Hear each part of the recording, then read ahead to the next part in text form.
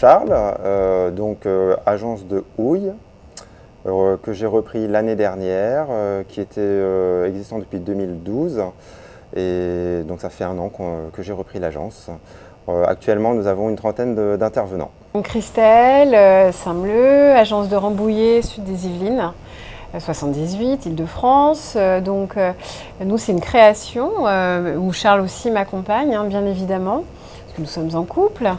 On a ouvert le 2 septembre 2019, où nous sommes en fait multispécialistes, mais nous sommes déjà présents dans tous les domaines, la dépendance, le bricolage, le jardinage, le ménage et la garde d'enfants. Et à ce jour, nous avons 10 intervenantes. Nous avons développé l'agence de houille, en tout cas pour ma partie, ce qui a été concrétisé par de nouvelles embauches. Ça a permis de développer bien l'activité dépendance parce qu'on était principalement orienté sur le confort. On laisse encore majoritairement, mais on a doublé l'activité dépendance. Donc ça, c'était aussi une démarche qui avait été initiée au moment où j'avais repris la société par l'embauche d'un responsable secteur. Et ça s'est très bien passé parce qu'on a trouvé des bons profils, des bonnes intervenantes. Donc on est très content, malgré le contexte qu'on a pu connaître cette année, d'avoir pu concrétiser ce développement. Et se Rambouillet. Eh bien oui, moi je me suis lancée vraiment dans plutôt ce qui était ménage au départ, tout ce qui est confort. Et puis avec une belle évolution, un bon développement. Et puis la crise sanitaire a fait que on a vécu un peu différemment les choses. Et là, pour ma part, la dépendance est arrivée à moi directement par le réseau qu'on a pu créer au fur et à mesure. Et le fait d'être multispécialiste, ça nous a permis de rebondir. Ça a été l'organisation. L'organisation entre la vie professionnelle et la vie personnelle. C'est un travail qui nous prend vraiment à fond parce que c'est passionnant. Il y a beaucoup de choses à faire, ça touche tous les métiers du management et de la gestion d'entreprise. Et ça fait plein de choses dans la tête. C'est vrai que là-dessus, on le savait, on le pressentait, mais on a parfois l'impression d'avoir la tête qui va exploser.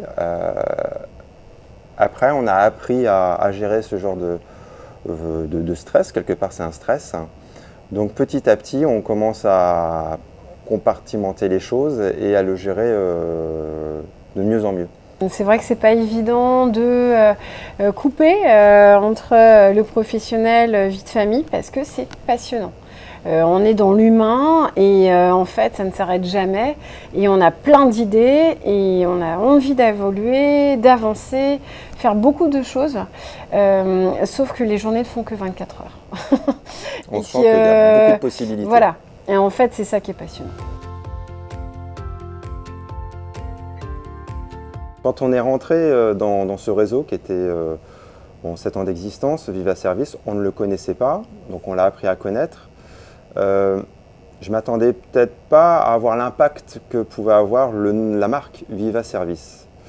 C'est vrai qu'on entend parler d'autres protagonistes parce qu'ils font plus de communication que notre réseau. Mais la charte graphique est tellement bien faite, je trouve, et c'est pour ça qu'on est rentré dans ce réseau-là, qu'on a vite su nous imposer dans notre zone géographique. Alors, moi, personnellement, sur Houille, je trouve qu'on a gagné encore en notoriété. Et c'est vrai que c'est toujours rassurant que même en ayant une société, une agence qui a déjà 7 ans d'existence et déjà un bon carnet de clients, de voir que la progression est toujours là. Nous, on arrive un peu en force avec une com très punchy, très jeune, dynamique, même si on fait de la dépendance. Ça leur parle également. D'être multispécialiste, je trouve ça, je prône, enfin vraiment, je suis fière, vraiment très très fière d'être multispécialiste à ce jour et de se dire on a fait le bon choix. Le réseau a su être très réactif par rapport à ce qui s'est passé. Elle a mis en place beaucoup de choses. Ça ne leur a pas empêché en plus de recruter des compétences. Donc on a eu un renforcement des équipes qui se sont tout de suite traduits par des newsletters, par une bible sur les ressources humaines, sur les précautions sanitaires liées à la crise qui nous frappe. Donc là-dessus, on a été épaulé rapidement par rapport au contexte qui nous a tous frappés.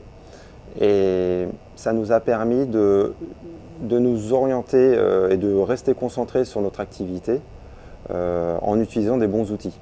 Donc de ne pas nous perdre dans la paperasse en sachant qu'en plus les directives qui nous étaient imposées par le gouvernement étaient continuellement en changement. Au niveau du réseau, pour avoir fait la convention l'année dernière, ils ont été très à l'écoute des demandes des franchisés.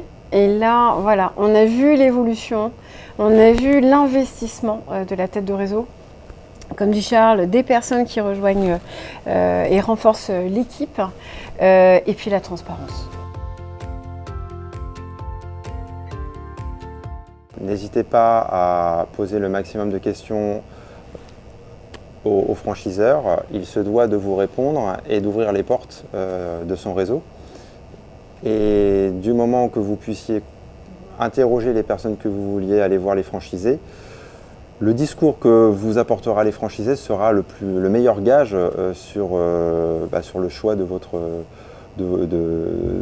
choix d'entreprise en fait. En effet, venez en agence voir la réalité du terrain parce que ça c'est parlant. Soyez aussi multitâches parce que aujourd'hui, partie RH, commercial, organisation, gestionnaire, il faut quand même savoir rebondir. Être un peu peut-être hyperactif, mais voilà, faut aimer ça et aller de l'avant surtout, foncer.